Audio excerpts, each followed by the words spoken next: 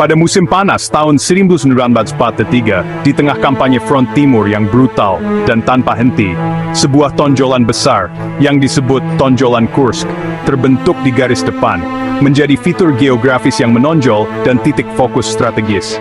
Tonjolan ini menjorok berbahaya ke garis Jerman di Front Timur, menciptakan peluang dan risiko bagi kedua belah pihak. Kedua belah pihak melihatnya sebagai kunci kemenangan, menyadari potensi strategis yang sangat besar yang terkandung di wilayah yang menonjol ini. Bagi Jerman, ini adalah kesempatan yang sangat dinantikan untuk mengepung dan menghancurkan formasi pasukan Soviet yang besar. Ini juga menjadi kesempatan untuk mendapatkan kembali momentum yang hilang setelah kekalahan yang menghancurkan di Stalingrad. Bagi Soviet, tonjolan itu adalah tempat yang tepat untuk memasang jebakan mematikan, untuk menarik Jerman ke dalam pertempuran yang telah mereka rencanakan dengan cermat.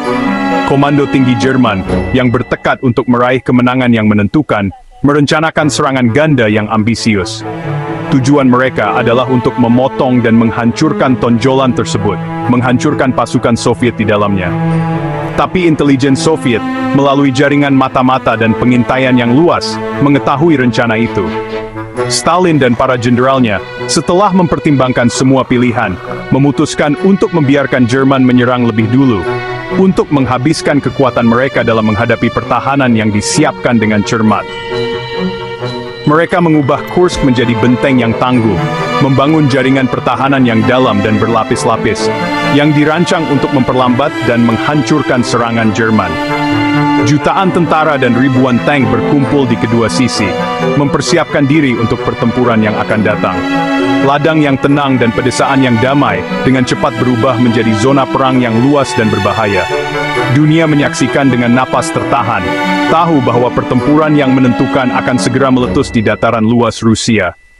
Nasib Front Timur, dan mungkin seluruh perang, akan ditentukan di sini, di ladang yang berlumuran darah di sekitar Kursk. Panggung sudah diatur untuk bentrokan lapis baja terbesar dalam sejarah, sebuah pertempuran kolosal yang akan menguji batas-batas manusia dan mesin.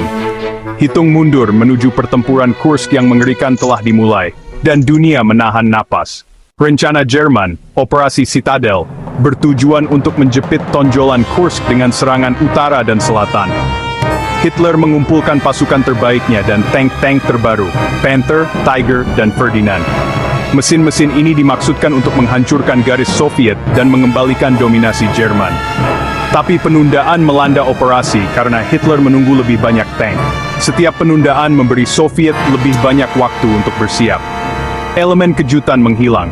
Jerman percaya diri, tetapi peluang bergeser. Rencana mereka bergantung pada terobosan cepat, sesuatu yang semakin sulit dicapai. Taruhan sudah dimulai, tetapi risikonya semakin besar. The Soviet Union responded with a defensive undertaking of unprecedented scale.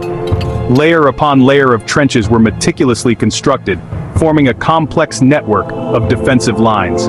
Minefields were strategically placed, creating deadly obstacles for the advancing enemy, and reinforced concrete bunkers were erected, providing strong points for the defenders.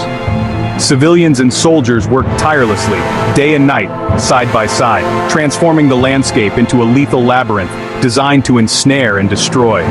Over 1 million Red Army troops stood ready, and thousands of T-34 tanks waited in reserve, poised to unleash their firepower. Anti-tank guns and infantry teams prepared to ambush the approaching German armor.